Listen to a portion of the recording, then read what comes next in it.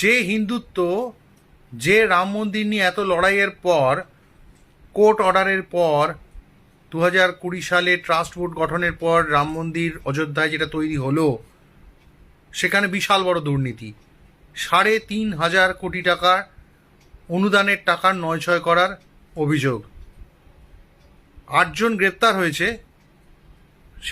সেটা যে সরকার থেকে যে সিট গঠন করেছিল তাদের এতে ধরা পড়েছে, 8 জন গ্রেপ্তার হয়েছে। এর মধ্যে ট্রাস্ট বোর্ডের যিনি হেড চম্পত রায় এবং ট্রাস্ট বোর্ডেরই আরও একজন, তারা পদত্যাগ করেছেন। কিন্তু পদত্যাগ করলেই তো আর মুক্তি পাবেন না। যদি দুর্নীতি করে থাকেন সাজা পাবেন। যখন সিট তদন্ত করেছে তারা দেখতে পেয়েছে যে ভেতরে নজরদারির ব্যবস্থায় যথেষ্ট দুর্বলতা ছিল। কে ঢুকছে, কে বেরোচ্ছে, কোন কর্মী কখন বেরোচ্ছে, কোনো রকম রেকর্ড রাখা হতো না। টাকা গোনার কাজ করতো কন্ট্রাক্টেড লেবার।